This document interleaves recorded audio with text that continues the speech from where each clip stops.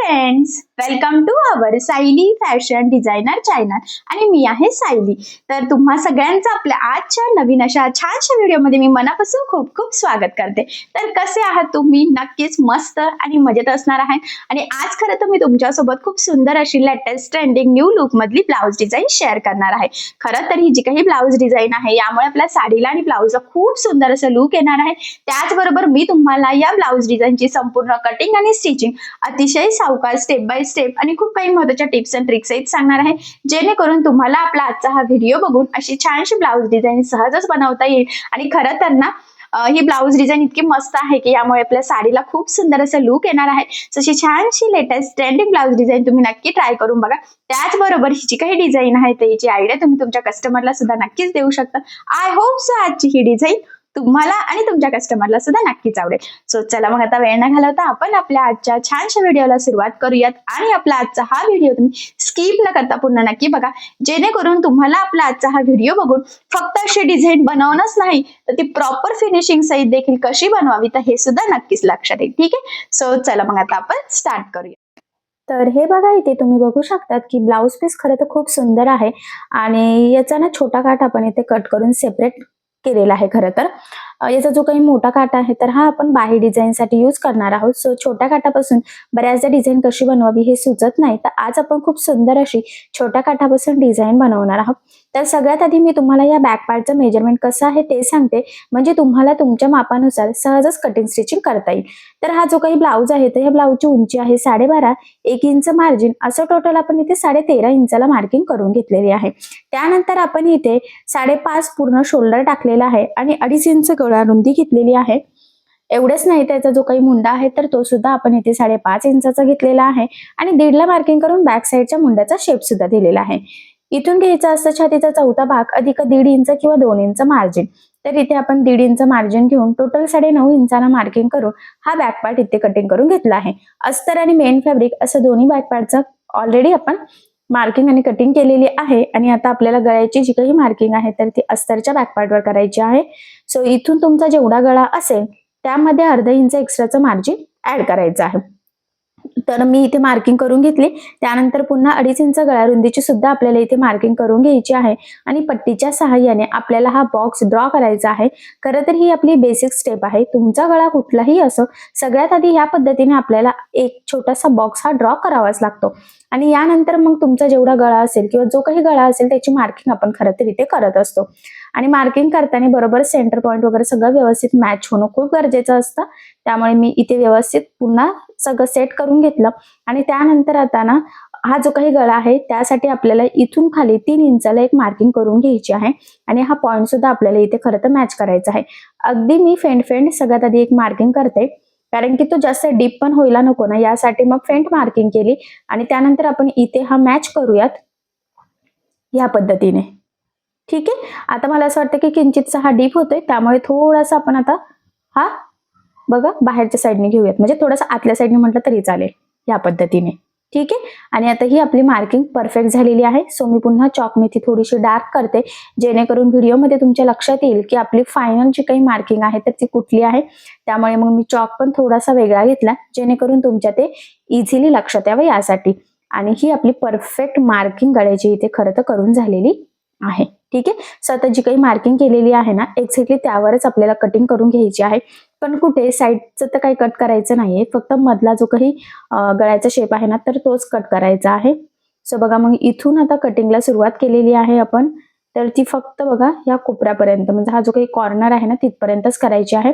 त्यानंतर इथून पुन्हा तिथपर्यंत कटिंग करायची, म्हणजे हा फक्त मधला पार्टच आपल्याला आता सध्या तरी कट करायचा आहे। पुढचं काय करायचं तर हे डिझाईन बनवताना तुमच्या लक्षात येईलच। ठीक आहे, सो बघा मग फायनली अशा पद्धतीने आपली गळ्याची इथे मार्किंग आणि कटिंग झालेली आहे। आणि आता आपण स्टिच करायला सुरुवात करूयात। तर मेन फॅब्रिक तर आपण ऑलरेडीच इथे कटिंग करून घेतलेलं आहे आणि मी म्हटल्याप्रमाणे आजकाल काय होतं ना की एका साईडला मोठा काठ असतो आणि एका साईडला छोटा, आणि बऱ्याचदा कोपऱ्यापर्यंत बाही जर असेल तर आपण मोठा काठ घेतो आणि अगदी छोट्याशा काठापासून डिझाईनची आयडिया येत नाही। सो मग आजची ही डिझाईन तुम्ही नक्की ट्राय करू शकतात। खरं तर आतापर्यंत खूप साऱ्या कस्टमरने माझ्याकडून ही डिझाईन शिवून घेतलेली आहे। एवढंच नाही तर अजून सुद्धा कस्टमरची रिक्वायरमेंट तीच डिझाईन आहे। सो म्हणूनच म्हटलं की ही डिझाईनची आयडिया तुम्हाला सुद्धा द्यावी, नक्कीच तुम्हाला आणि तुमच्या कस्टमरला सुद्धा ही डिझाईन आवडेलच. सो चला मग आता आपण इथे ही स्टिच करायला सुरुवात करूयात. तर सगळ्यात आधी आता आपल्याला अस्तर आणि मेन फॅब्रिक एकमेकाला जोडून घ्यायचं आहे. त्यासाठी ब्लाऊजचा जो काही बॅक पार्ट आहे तर तो आपल्याला इथे सरळ ठेवायचा आहे आणि कटिंग केलेला अस्तरचा पार्ट या पद्धतीने. त्यानंतर सेंटरला एक पिन आणि दोन्ही साईडच्या शोल्डरला एक एक अशा टोटल 3 पिन आपल्याला लावून घ्यायचं आहे. त्याचबरोबर गळारुंदी बरोबर आहे की नाही ते चेक करायचं. जर का गळारुंदी स्प्रेड झाली तर शोल्डर उतरू शकतं. तर हा एक पॉईंट खूप महत्वाचा आहे, तर त्याची काळजी घ्यायची. आणि सगळ्यात आधी गळ्याच्या साईडने साधारणतः पाव इंच एवढं मार्जिन ठेवून आपल्याला इथे टीप मारून घ्यायची आहे. मार्जिन एकसारखं राहील याची काळजी घ्यायची. त्यासाठी अगदी सावकाश काळजीपूर्वक आपल्याला ही टीप मारून घ्यायची आहे. जर तुमची फिनिशिंग डायरेक्ट व्यवस्थित येत नसेल तर मग तुम्ही इथे कॅनव्हास पेपर लावून सुद्धा हा गळा रेडी करू शकतात. ठीक आहे. सो बघा मग इथे व्यवस्थित प्रॉपर फिनिशिंग साईड टीप मारून घेतलेली आहे. त्यानंतर लगेचच आपण आता कमरेच्या साईडला सुद्धा साधारणतः अर्धा इंच एवढं मार्जिन ठेवून टीप मारून घेऊयात. या स्टेपने काय होईल की गळा आणि कमरेचा पार्ट आपल्या दोन्हीही इथे सोबतच फिनिशिंग सहित रेडी होईल. त्यानंतर मेन फॅब्रिक जे काही एक्स्ट्राचं होतं तर ते मी कट केलं. एवढंच नाही तर गळ्याच्या मध्ये सुद्धा जे काही आपलं एक्स्ट्राचं मेन फॅब्रिक म्हणजेच ब्लाऊज पीसचा कपडा आहे तर तो कटिंग करून घ्यायचा. आणि कटिंग करताना काहीही आपल्याला इथे खरं तर एक्स्ट्राचा मार्जिनची गरज नाहीये. त्यानंतर महत्वाचा पॉइंट आहे तो म्हणजे इथे द्यायचे आहे आपल्याला छोटे छोटे कट्स मारताना ब्लाऊजला कट जाणार नाही याची काळजी घ्यायची. त्याचबरोबर कानाकोपऱ्यावर व्यवस्थित कट्स मारायचे आहे. तुमचा गळा कुठलाही असो. त्याचा फायदा हा असतो की ज्यावेळेस आपण हा बॅक पार्ट सरळ करतो तो प्रॉपर फिनिशिंग सहित काटोकाट व्यवस्थित सरळ व्हावा, त्यासाठी ही स्टेप मोस्ट इम्पॉर्टंट आहे. ठीक आहे. आता बघा ह्या पद्धतीने हा बॅक पार्ट आपण व्यवस्थित सरळ करून घेऊयात. गळ्याच्या साईडला कमरेच्या साईडला कानाकोपरे व्यवस्थित बाहेर काढून तो सेट करायचा. आणि त्यानंतर आपल्याला द्यायची आहे ते दाबटीप. सो बघा मग दाबटीप देताना आपल्याला खरं तर इथे काळजी घ्यायची आहे की जो काही आपला आतला अस्तरचा कपडा आहे तर तो वरती दिसणार नाही, जेणेकरून आपली फिनिशिंग बिघडायला नको. तर फिनिशिंग साठीची ही महत्वाची टीप आहे, तर ही तुम्ही आवर्जून फॉलो करायची आहे. सो अगदी सावकाश दाबटीप द्यायची आहे. तुमच्या इथे लक्षात येईल की मी सुद्धा अगदी सावकाशपणेच तुम्हाला दाखवत आहे, जेणेकरून तुम्हाला आपला आजचा हा व्हिडिओ बघून अशी छानशी ट्रेंडिंग खूप रिक्वेस्टेड खरं तर ही डिझाईन आहे. खूप कस्टमर खूप दिवसापासून शिवून घेत आहे आणि त्याची ना रिक्वायरमेंट अजून सुद्धा आहे. म्हणजे अजून सुद्धा बरेच कस्टमरला हीच डिझाईन हवी असते. सो फायनली म्हणूनच मी तुमच्यासोबत आजची ही डिझाईन शेअर करतच आहे. त्यानंतर लगेचच आपण कमरेच्या साईडला सुद्धा दाबटीप देऊन घेऊयात. आणि इथे सुद्धा अस्तरचा आतला कपडा वरती दिसता कामा नये याची काळजी घ्यायची. आणि खरं तर फायनली प्रॉपर फिनिशिंग सहित बघा कमरेचा पार्ट सुद्धा रेडी झाला. आणि ह्या स्टेपने काय झालं की आपला गळा आणि कमरेचा पार्ट दोन्ही सोबतच फिनिशिंग सहित रेडी होतं. कमरपट्टी गळापट्टी काहीच लावण्याची गरज सुद्धा पडत नाही. आणि आता यानंतर आपण इथे अस्तर आणि मेन फॅब्रिक एकमेकाला जोडून घेऊयात. आता हे जोडताना जेवढं शक्य आहे तेवढं कमीत कमी मार्जिन पकडायचं आहे, कारण हे मार्जिन आपण कटिंग करताना कुठेही कॅल्क्युलेट केलेलं नसतं. त्याचबरोबर जोडताना कुठे गोळा होणार नाही, तिरकं जाणार नाही. तर या छोट्या मोठ्या गोष्टींची सुद्धा खरं तर आपल्याला इथे काळजी घ्यायची आहे. सो बघा मग अगदी व्यवस्थित काळजीपूर्वक प्रॉपर फिनिशिंग सहित आपण हे जोडून घेतलेलं आहे. आणि हे जोडून घेतल्यानंतर जे काही एक्स्ट्राचं आपलं मेन फॅब्रिक आहे तर ते आपल्याला इथे कट करून परफेक्ट मापाचा बॅक पार्ट रेडी करायचा आहे. कारण तुम्हाला सगळ्यांनाच माहित आहे अस्तरवर आपण परफेक्ट कटिंग करत असतो आणि ब्लाऊज पीसचा कपडा आपण थोडंसं एक्स्ट्राचं मार्जिन ठेवून कटिंग करत असतो. खरं तर त्यामुळेच मग इथे ह्या पद्धतीने आपण कट करून परफेक्ट मापाचा बॅक पार्ट रेडी करून घ्यायचा असतो. ठीक आहे. सो बघा किती छान प्रॉपर फिनिशिंग सहित आपला हा पार्ट रेडी झाला. त्यानंतर इथून 3 इंचाची कटिंगच्या वेळेस जी मार्किंग केली होती ना तर ती करून डार्क करूयात, जेणेकरून पुढची डिझाईन बनवणे इझी जाईल.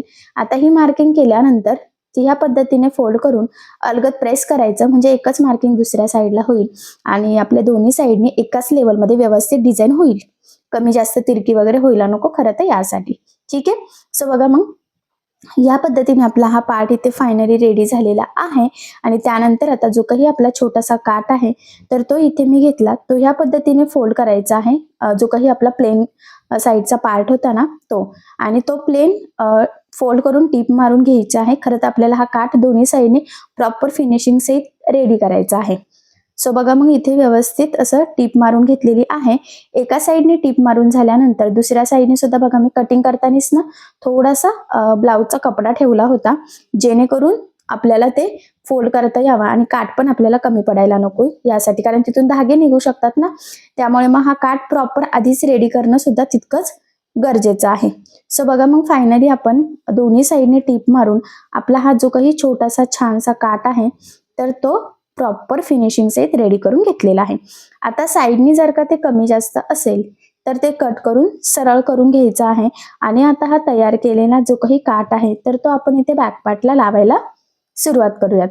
सो बघा मग मी इथून कट केलं आणि मी म्हटल्याप्रमाणे इथून आता आपण लावायला सुरुवात करूयात.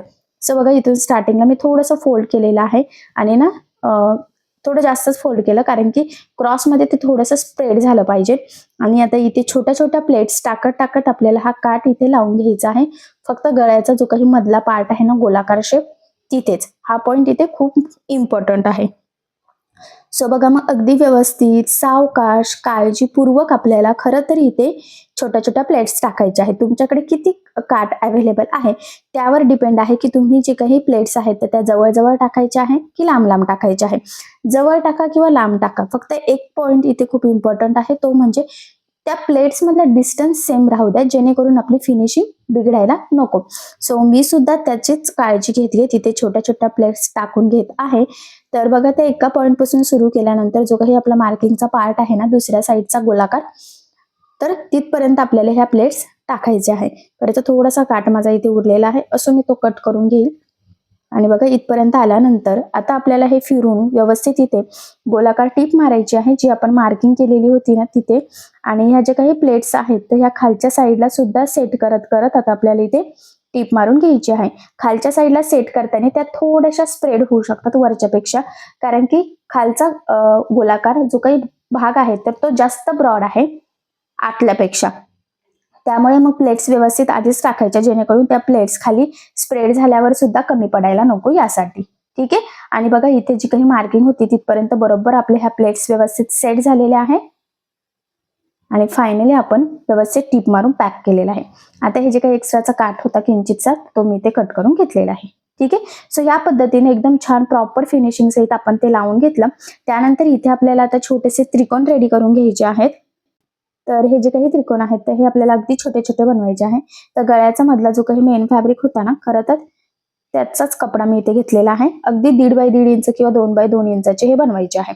ठीक आहे. सो टोटल ना हे डबल फोल्ड कपड्यामध्ये असं आपण 8 कट करून घेतले आहे. माझ्या मते तेवढे लागणार नाही, एखादा एक्स्ट्राच होईल, पण ठीक आहे एक्स्ट्राच पाहिजे नाही, कमी पण पडायला नको. आणि बघा मग खरं तर अगदी सोप्या पद्धतीने आपण हे त्रिकोण बनवून घेत आहोत. त्रिकोण बनवण्याची ही खूप सोपी पद्धत आहे. या पद्धतीमुळे काय होतं की त्रिकोण छान परफेक्ट पण रेडी होतात, छोटे मोठे सुद्धा होत नाही. आणि जर किंचितसे झाले तरी सुद्धा आपल्याला ते लावताना व्यवस्थित ऍडजस्ट सुद्धा करता येतात. आणि कमी कपड्यामध्ये सुद्धा छान व्यवस्थित मोठ्या साईज मध्ये हे त्रिकोण आपले रेडी होतात. सो बघा मग सगळेच त्रिकोणला आपण इथे फोल्ड करून खालच्या साईडला टीप मारून घेतलेली आहे. त्यानंतर हे कट करून सेपरेट करायचे आणि खालच्या साईडने जे काही एक्स्ट्राचं आहे ना फॅब्रिक तर ते कट करून व्यवस्थित सेम साईज मध्ये ते प्रॉपर फिनिशिंग सहित हे छोटे छोटे त्रिकोण आपल्याला इथे रेडी करून घ्यायचे आहेत. ठीक आहे. आता बघा हे तयार झालेले त्रिकोण आपल्याला इथे बॅक पार्टला लावायचे आहेत. तर ते आपल्याला इथे ह्या पद्धतीने लावायचे आहेत. तर आता हे किती वरच्या साईडला छोटे छोटे ठेवायचे, किती साईज ठेवायची तर ते तुमच्या चॉईसवर डिपेंड आहे. पण मी खूप मोठी किंवा खूप छोटी असं न ठेवता जरा मीडियम साईज मध्येच इथे लावून घेत आहे. सो त्यामधला डिस्टन्स सेम राहील याची आपल्याला काळजी घ्यायची आहे. आणि जर का कमी पडलं तर एखादा आपण बनवूनच घेऊयात, पण मी म्हटल्याप्रमाणे मला असं वाटतंय की एवढे सफिशियंट आहे. सो बघूयात. आणि बघा मग फायनली सगळे लावून झालेले आहे. एक एक्स्ट्राच झालं, बरं झालं कमी पडलं नाही, तर आपलं अजून काम वाढलं असतं. सो बघा अशा पद्धतीने प्रॉपर फिनिशिंगचे त्रिकोण लावून घेतले. त्यानंतर जसा काट आहे त्याच्या कलरची आपल्याला लेस इथे यूज करायची आहे. सो इथे मी कॉपर गोल्डन कलरची लेस घेतलेली आहे आणि ती आपल्याला इथे वरचा जो काही गोलाकार शेप आहे ना तिथे लावायचा आहे. इथे तुम्ही डिझायनर लेस सुद्धा यूज करू शकतात, पण सिंपलही छान दिसेल त्यामुळे मी रेग्युलर छोटीशी सिंपल लेस इथे घेतलेली आहे, जेणेकरून खालचा बॉर्डर आपली जे काही प्लेटेड काट लावला आहे तो आणि त्रिकोण मध्ये व्यवस्थित हायलाइट होतील आणि डिझाईनला अजून सुंदर लुक येईल. सेम त्याच पद्धतीने खालचा जो काही गोलाकार शेप आहे तर तिथे सुद्धा आपल्याला ही लेस लावून घ्यायची आहे. आणि सगळ्यात इम्पॉर्टंट म्हणजे ही लेस लावताना अगदी व्यवस्थित आपला थोडासा काठाचा जो काही पार्ट आहे तर तो लेस मध्ये येईल आणि थोडासा आपला लेसच्या खाली म्हणजे जो काही बॅक पार्ट आहे ना त्यावर थोडीशी लेस येईल याची आपल्याला काळजी घ्यायची आहे. आणि ही जी काही लेस आहे तर ही लावल्यानंतर त्याच्या दुसऱ्या साईडने सुद्धा टीप द्यायची आहे. खरं तर मी नेहमीच सांगत असते लेसच्या दोन्ही साईडने टीप द्यायची, जेणेकरून लेस पॅक लागली जाते ती वरती तणगत नाही आणि सगळ्यात इम्पॉर्टंट म्हणजे फिनिशिंग सुद्धा खूप सुंदर येते. त्यानंतर आता इथून गळ्याच्या साईडने आपण जी काही गोलाकार मुंड्याच्या साईडला मार्किंग केलेली होती किंवा साईड फिटिंगच्या साईडला म्हटलं तरी चालेल, तर त्या शेपवर आपल्याला ही लेस लावून घ्यायची आहे बघा. आणि आता ह्या लेसला सुद्धा आपण दुसऱ्या साईडने टिप देऊनच घेत आहोत. ठीक आहे, तर इथे साईडला तुम्ही दुसरी डिझायनर लेस लावली तरी सुद्धा चालेल, पण मी इथे सेमच लावलेली आहे. त्याचबरोबर जर तुमची लेस खूप बारीक असेल तर तुम्हाला 2 लेअर मध्ये जरी साईडने ही लेस लावायची असेल तरी तुम्ही लावू शकतात, पण मी सिंगलच लावणार आहे कारण की सिंगल पण ती व्यवस्थित दिसते असं मला तरी वाटतंय. तर तुम्ही बघू शकता तुमच्या चॉईसवर किंवा कस्टमरच्या चॉईसवर ते डिपेंड आहे. आणि बघा मग फायनली दोन्ही साईडनी प्रॉपर फिनिशिंग सहित आणि मधल्या गोलाकार शेपला सुद्धा आपण ही लेस लावून घेतलेली आहे आणि बघितल्यावर लक्षात येते फिनिशिंग खूप सुंदर आली. त्यानंतर आता आपल्याला इथे टक्स टाकायचे आहे. खरं तर आता काठामुळे आपल्याला अगदी छोटे छोटे टक्स इथे टाकून घ्यावा लागणार आहे किंवा मग तुम्ही अगदी थोडेसे अजून कडेने टाकले टक्स तरी सुद्धा चालेल, पण मग मी बरोबर जिथे रेग्युलरली टाकतो तिथेच टाकले. फक्त साईज ही 3 इंच घेतलेली आहे. असं रेग्युलरली आपण 4 इंचचे घेत असतो. आणि सेम बघा आता टक्स असे रेग्युलरली जसं टाकतो ना, सुरुवातीला शेवटी डबल टिप देऊन लॉक करायचं आणि पूर्ण टक्सला सुद्धा डबल टिप द्यायची. तर सेम त्याच पद्धतीने इथे सुद्धा मी टक्स टाकून घेतलेले आहेत. आता सरळ करून बघूयात तर व्यवस्थित टक्स सुद्धा आपले सेट झालेले आहे. ठीक आहे, त्यानंतर आता ह्या बॅक पार्टला आपल्याला लावायची आहे नॉट. तर इथे तुम्हाला जर का साडीच्या कपड्याची बनवायची असेल तर तुम्ही बनवू शकता किंवा जर का रेडीमेड यूज करायची असेल तर करू शकता, पण काठाचा कलर घ्यायचा. त्यामुळे मग मी इथे कॉपर गोल्डन कलरचे 1 मीटर पूर्ण नॉट घेतलेली आहे कारण की एका ब्लाऊजसाठी 1 मीटर सफिशियंट असेल. आणि जर का एखादा कस्टमर जास्त हेल्दी असेल तर मग तुम्ही 1.25 ते 1.5 मीटर यूज करू शकता. ठीक आहे, आणि बघा सिंपल असे त्रिकोणी लटकन आपण इथे फॅब्रिक पासून बनवून घेतले. जर तुम्हाला इथे रेडीमेड लटकन लावायचे असेल तरी सुद्धा तुम्ही लावू शकतात, पण इथे फॅब्रिकचे केले तर काय होतं की ते जास्त टिकतात सुद्धा. सो त्यामुळे मग मी इथे सिंपलच बनवले आहे. तर लटकन सुद्धा खूप वेगवेगळ्या पद्धतीचे असतात, तर त्याचे सुद्धा मी याआधी बरेचसे व्हिडिओ टाकलेले आहेत. तर तुम्ही सुद्धा त्या डिझायनर लटकन वेगळे बनवू शकतात. ठीक आहे, आणि त्यानंतर शोल्डरला 2.5 ते 3 इंच खाली आपल्याला हे नॉट लावून घ्यायचं आहे. दोन्ही पण व्यवस्थित एकाच लेवलमध्ये 2-3 एक्स्ट्राच्या टिपा देऊन. ठीक आहे, सो बघा मग फायनली आपली ही खूप सुंदर अशी छोट्याशा काठापासून डिझाईन तयार झालेली आहे. बघितल्यावरच लक्षात येते खरं तर किती सुंदर असं लुक आलेला आहे. फिनिशिंग सुद्धा खूप सुंदर आलेली आहे आणि तुमचा विश्वासही बसणार नाही की अगदी छोट्याशा काठापासून सुद्धा आपण इतकी छान डिझाईन ही बनवू शकतो. खूप ट्रेंडिंग डिझाईन आहे.